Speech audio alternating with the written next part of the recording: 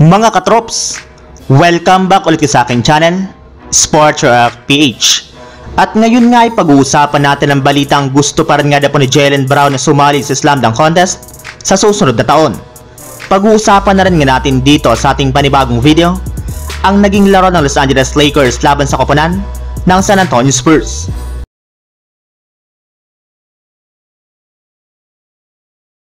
Dahil nga po mga katrops, sa pagkapanalo ng Boston Celtics sa kanilang huling game laban sa Chicago Bulls, ay umabot na nga po sa 7 games ang kanilang win streak at tumaas na rin naman nga po sa 44 wins at 12 losses ang kanilang record sa standings bilang number 1 team hindi lang sa Eastern Conference kundi pati na rin sa buong NBA.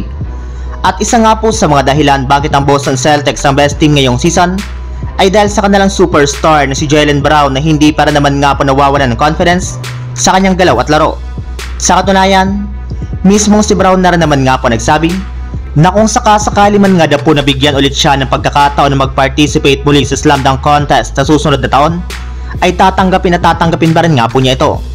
Yes, kahit man nga po marami mga fans at analyst ang batikos sa kanyang mga ginagawang dunks sa nagdaang Slam Dunk Contest sa All-Star Weekend, ay hindi rin naman nga po siya nahihiya na sumubok ulit sa pangalawang pagkakataon since gustong-gusto nga po talaga niya ditong makabawi. Samantala, punta na naman tayo sa ating sunod na pag-uusapan sa naging laro ng Los Angeles Lakers laban sa koponan ng San Antonio Spurs. Kasabay nga po mga katrops ng pagsisimula ng kanilang laban, ay inanunsyo na nga po ni Coach Darvin Ham na gagamitin na nga po nila dito ang kanilang original na lineup since magbabalik at maglalaro na nga po dito muli si LeBron James.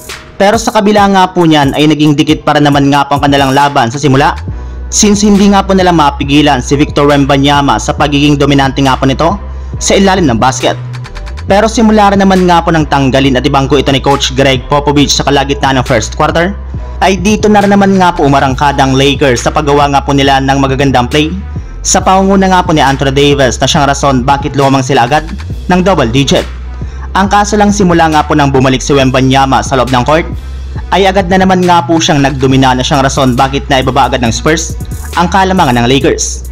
Pero sa pagpasok nga po ng second quarter ay bumawer naman nga po agad dito ang Lakers sa pagiging agresibo nga po ni Anthony Davis at LeBron James sa kanilang mga ginagawang pick and roll play at ang pag-init na nga po ng shooting ni D'Angelo Russell, Rui Hachimura at Austin Reeves sa 3-point line, habang Spurs naman nga po ay walang naisasagot dito lalong-lalo na si Victor Wembanyama. Kaya dahil nga po dyan ay naibalik nga po ng Lakers sa double digit ang kanilang kalamangan. Pero bago pa man nga po magtapos ang second quarter ay nagkaroon nga po ng kaunting scoring run ng Spurs sa paghigpit ng kanilang depensa. Kaya bumaba na lamang nga po sa 7 points ang kalamangan ng Lakers sa halftime. At sa pagpasok nga po mga katrops ng second half ay napanatili nga po ng Lakers ang agresibo nga po nilang play sa ilalim ng basket at ang mainit na shooting ng kanilang mga players na siyang dahilan ng pag-angat ulit ng kanilang kalamangan. Ngunit hindi rin naman nga po basta-bastang sumuko dito ang Spurs, gayong sinubukan na rin naman nga po nilang makahabol at makasabay sa pangunguna nga po ni Wembanyama. Subalit sadyang parati pa rin nga po silang na-outplayed ng buong Lakers sa opensa at depensa.